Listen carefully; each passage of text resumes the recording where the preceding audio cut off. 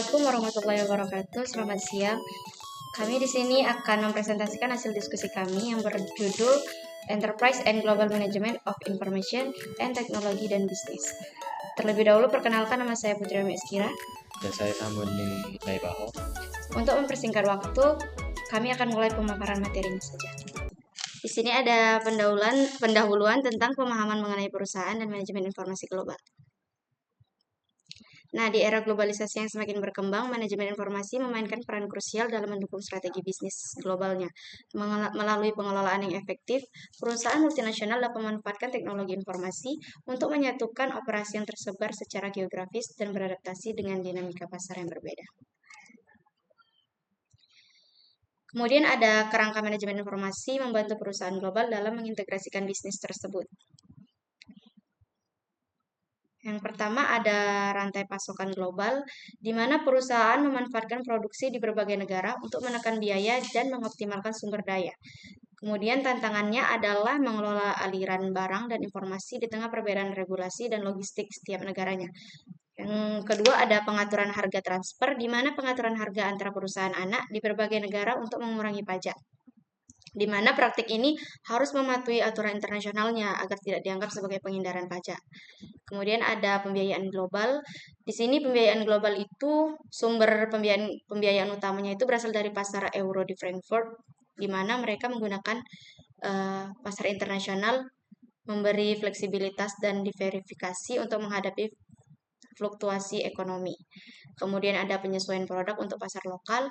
Produk ini dijual dalam model standar di Amerika Selatan dan di model khusus di Amerika Serikat, Eropa, dan Australia. Disesuaikan dengan preferensi lokalnya, sambil tetap menjaga kualitas dan identitas merek.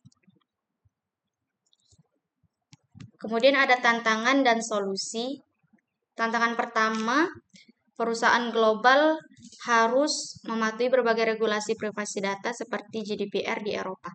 Nah, yang dimaksud perusahaan global itu harus mematuhi berbagai regulasi privasi data seperti GDPR di Eropa itu mereka harus mengikuti aturan privasi data untuk melindungi data pribadi pelanggan dan menghindari masalah hukum yang ada di tempat tersebut. Yang kedua ada kesulitan mengintegrasikan sistem ERP di berbagai negara. Mereka harus mengintegrasikan sistem ERP di banyak negara. Itu sulit karena setiap negara punya aturan, bahasa, dan cara kerja yang beda-beda.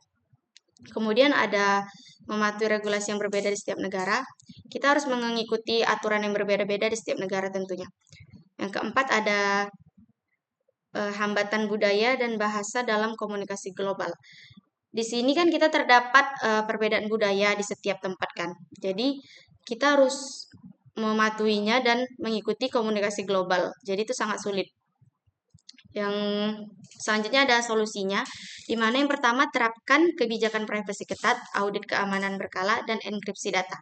Di sini kita bisa menggunakan kebijakan privasi yang ketat, rutin cek keamanannya, dan lindungi data dengan enkripsi.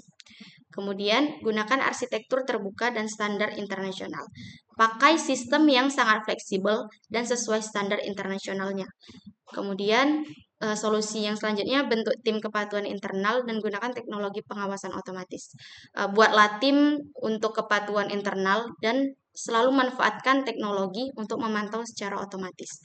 Yang terakhir ada pelatihan lintas budaya dan perangkat lunak penerjemahan otomatis. Lakukanlah pelatihan lintas budaya dan gunakan perangkat lunak penerjemah otomatis untuk mempermudah komunikasi. Kemudian ada contoh kejadian di mana kasus pada perusahaan global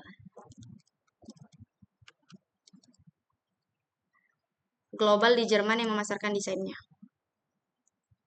Nah, di sini perusahaan multinasional yang berpusat di Jerman memproduksi barang yang didesain di Italia, komponen dibuat di Taiwan dan Korea, lalu dirakit di Kanada, Jerman, dan Irlandia. Produk ini dijual sebagai model standar di Amerika Selatan, serta model dengan berbagai opsi di Amerika Serikat, Eropa, juga Australia. Strategi untuk harga transfernya, untuk komponen dan produk akhir diterapkan untuk meminimalkan kewajiban pajak. Pembiayaan utama berasal dari pasar euro di Frankfurt. Kasus ini menunjukkan tantangan operasional dalam lingkungan global, seperti pengelolaan transaksi mata uang, perbedaan sistem hukum dan pajak, juga preferensi konsumen di berbagai wilayah. Nah, perusahaan multinasional ini menghadapi tantangan dalam mengelola operasi globalnya seperti transaksi mata uang, perbedaan hukumnya, pajak, juga preferensi konsumennya dengan menggunakan strategi harga transfer untuk mengurangi pajak dan memperoleh pembiayaan dari pasar euro. Keberhasilan global membutuhkan perencanaan dan pengelolaan yang cermat di berbagai aspek, mulai dari keuangannya hingga kepatuhan hukumnya. Pemaparan materi selanjutnya akan disampaikan oleh teman saya. Di sini saya akan menjelaskan teknologi informasi di dalam bisnis.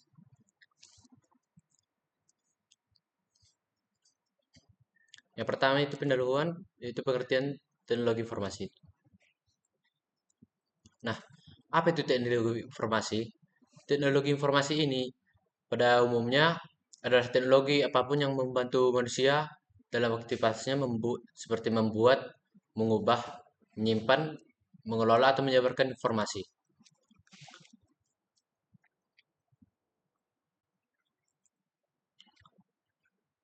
Nah, teknologi informasi menurut ITTA atau Teknologi Information Technology Association of America. Teknologi informasi itu studi yang mengenai perancangan, penelitian atau implementasi, dukungan, pengembangan atau manajemen sistem informasi yang berbasis komputer. Nah, fungsi teknologi itu sendiri untuk memproses data, mengolah data, menyusun, menyimpan dan mengubah seluruh data dengan berbagai cara untuk mendapatkan informasi yang lebih cepat dan berkualitas juga. Dengan fungsi yang tadi yang saya sebutkan, dengan otomatis kita bisa mengaitkan teknologi informasi dengan bisnis. Karena dalam berbisnis ini kita bisa melakukan penyebaran informasi merupakan hal yang merupakan hal yang penting seperti melakukan promosi, menyebarkan informasi lewat media sosial. Yang kedua, hubungan bisnis dengan teknologi informasi. Nah, teknologi informasi ini memiliki peran penting terhadap dunia bisnis. Karena di dunia bisnis, teknologi ini membantu banyak, terutama terkait sistem informasinya yang terintegrasi dengan baik. Yang mana sistem informasi ini dibangun atau dirancang untuk mengatasi sekaligus membantu para pebisnis dalam menjalankan bisnis mereka agar menjadi lebih bertumbuh lebih baik.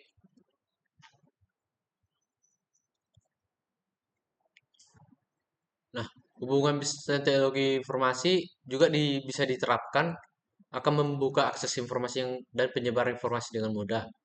Dengan memanfaatkan teknologi ini, kita dapat menggunakan untuk melakukan promosi atau kegiatan yang sifatnya mempublikasi seperti berita, iklan, pengetahuan, dan informasi lainnya juga. Dengan publikasi media tersebut, saat ini telah menggunakan jaringan internet, yang mana akan mudah tersebar dengan cepat dibanding dengan menggunakan cara yang konvensional seperti pada zaman dahulu. Nah, kita bisa membandingkan bisnis zaman dahulu seperti yang sekarang. Kalau dulu belum ada penyebaran informasi lewat media sosial. Tapi sekarang kita bisa menggunakan media sosial untuk menyebarkan iklan kita.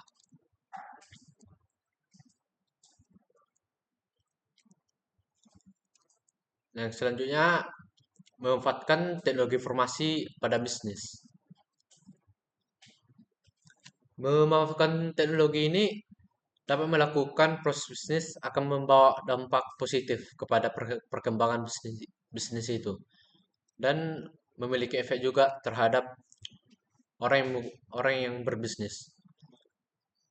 Orang yang memiliki usaha akan memperoleh beberapa kemudahan dan mengelola bisnisnya sehingga efisiensi terhadap bisnis akan meningkat dan bisnis bisa cepat berkembang. Yang pertama, manfaatnya yaitu mempermudah cara komunikasi. Bisnis yang memanfaatkan teknologi informasi ini akan memudahkan kita dalam melakukan komunikasi antara klien dengan produsen. Seperti misalnya kita melakukan pertukaran pesan melalui email antara rekan kerja ataupun menggunakan aplikasi lainnya yang berbasis internet. Manfaatnya kedua, kita bisa memonitoring perkembangan bisnis. Para bisnis bisa mengetahui pergerakan bisnis mereka dengan memanfaatkan jaringan internet dengan menggunakan report harian atau bulanan. Selain itu, bisnis juga bisa dapat monitoring kinerja karyawan yang melalui pemanfaatan teknologi informasi ini. Jadi, maksud monitoring ini kita dapat memprediksi eh, seperti apa bisnis mereka ini ke depannya. Dan juga dapat mengatur karyawannya apakah mereka dapat bekerja dengan baik atau tidak. Manfaat yang ketiga, kita dapat menghemat biaya produksi dan operasional. Menerapkan teknologi informasi ini membantu perusahaan menghemat biaya produksi dan operasional melalui pengawasan dan kontrol pengeluaran harian. Sistem ini memudahkan kita mengambil keputusan untuk optimalisasi biaya produk. Jadi jika kita untuk mengirim suatu barang, kita bisa menghemat biaya seperti mengirimnya lewat jalur lain. Yang keempat, sumber pengetahuan dan informasi. Nah, dengan teknologi informasi ini, sumber pengetahuan kita terhadap bisnis tidak ada batasnya karena informasi sudah dapat diperoleh melalui internet dengan cepat dan mudah. Jadi kita bisa mencari pengetahuan tentang bisnis atau hal lain dari browser. Yang kelima, kita bisa memanajemen data. Informasi yang sangat berguna untuk menyimpan database perusahaan yang sangat penting. Nah, contohnya data pelanggan kita bisa menyimpannya menggunakan database. Yang terakhir itu CRM atau Customer Relationship Management. Nah, kita bisa memanfaatkan teknologi informasi ini untuk CRM, yang dimana CRM ini merupakan sebuah software yang berfungsi untuk mengelola hubungan antara pelanggan dengan konsumen. Nah, yang terakhir itu contoh penerapannya. Contoh penerapan teknologi informasi pada perusahaan. Di sini kita akan mengambil contoh pada PT Yamaha Motor. Perusahaan ini bisa bergerak di bidang manufaktur, perakitan, dan distributor motor Yamaha. Dalam aktivitas pekerjaannya, perusahaan ini menggunakan sistem informasi manajemennya, yaitu ERP.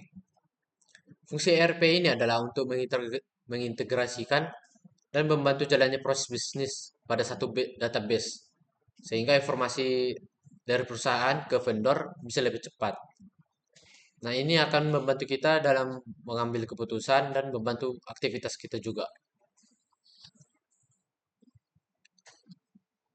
Inilah hasil presentasi dari kami. Lebih dan kurang kami mohon maaf. Assalamualaikum warahmatullahi wabarakatuh. Selamat siang.